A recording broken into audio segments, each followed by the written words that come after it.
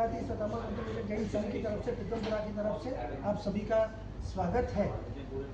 गुरु भगवान 12 साल की तपश्चर्या के बाद प्रथम बार दिल्ली पधार रहे हैं।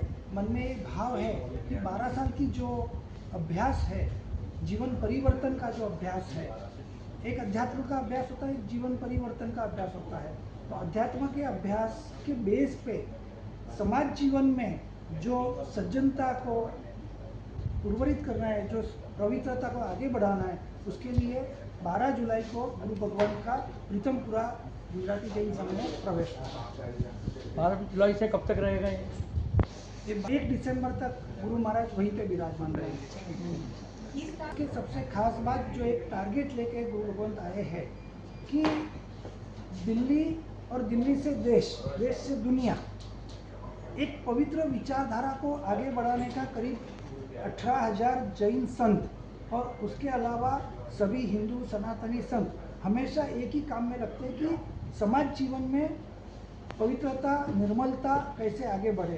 तो उसी प्रयास का एक भाग गुरु भगवंत ने आगे बढ़ाने के लिए यहाँ पधारे हैं कि दिल्ली के अंदर भी विशेष तौर पे युवा पीढ़ी ये पवित्रता के भाव में आगे जुड़े, सज्जनता के भाव में आगे जुड़े।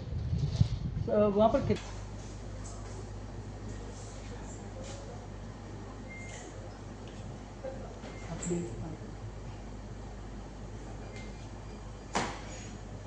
संक्षिप्त में एक लेंगे। हाँ, बस 4 महीने एक जगह पर रहना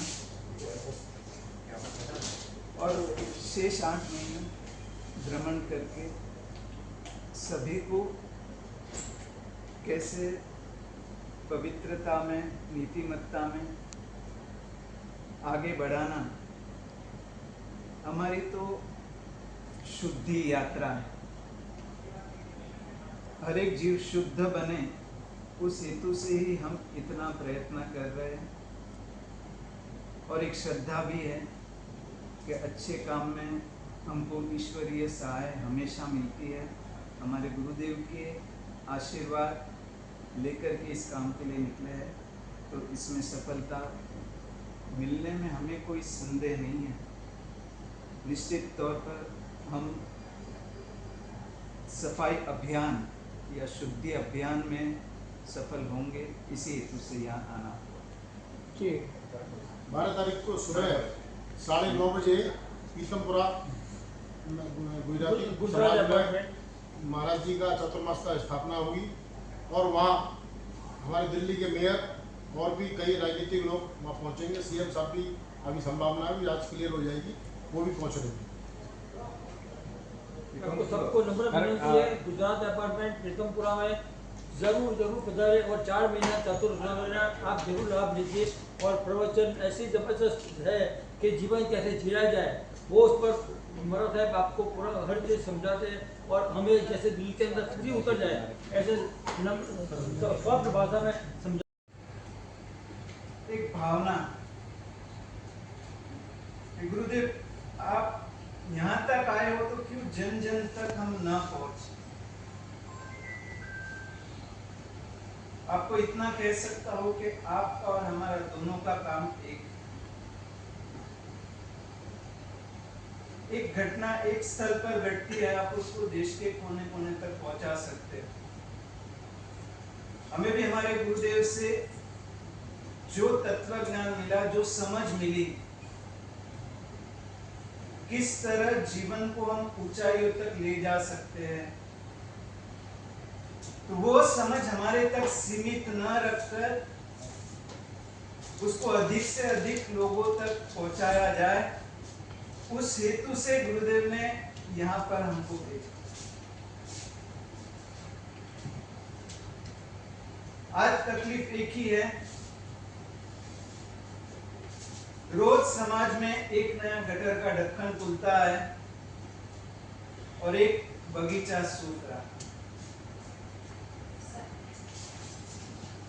इसके कारण क्या हो रहा? जितनी शीघ्रता से बुराई का प्रसार हो रहा है और सच्चाई और अच्छाई का दमन बढ़ता है। वरना आज संत को समाज के सामने लाने की जिम्मेदारी सच में तो आपका नैतिक कर्तव्य है। अभी हम यहाँ से पैदल आए, बीच में नीति आयोग का मकान देखते ही विचार आया कि मकान में थोड़ा सा नाम में बदल करने की जरूरत है। नीति आयोग की जगह नीति आरोग्य भवन लिखे, कारण कि नीति ही सचमुच में समाज, संत या राष्ट्र का आरोग्य का कारण है। यदि संत के पास नीतिमत्ता नहीं, यदि प्रेस के पास, नेताओं के पास, आम जनता के पास नीतिमत्ता नहीं, तो वो संत, समाज या राष्ट्र आरोग्यवान नहीं रह सकता, वो कहीं ना कहीं बीमार ही रहे। इसलिए बड़ी तत्व की बातें बाजू में रख करके हमारे जीवन की नैतिकता को भी हम यदि समझ लें,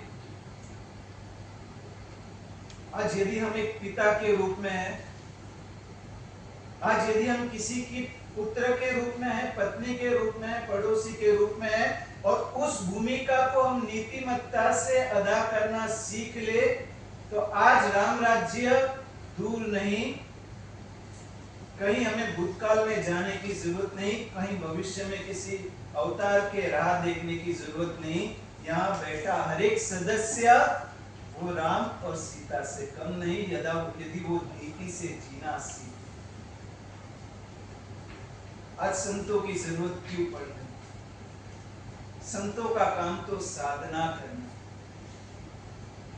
लेकिन आपको पता नहीं होगा, वेद ग्रंथों में, जैन आगमों में स्पष्ट रूप से उल्लेख आता है कि साधु संत अपनी साधना भले वन में रहकर, उपवन में रहकर या किसी मकान में रहकर करे, उसकी साधना के पुण्य का छठा भाग वो देश को, राष्ट्र को, आम जनता को अर्पण करता है, क्योंकि संत कभी स्वार्थी नहीं हो सकता, और स्वार्थी होता है वो संत नहीं हो सकता। वरना हम भी चाहे तो माला लेकर के कहीं हिमालय में बैठ सकते।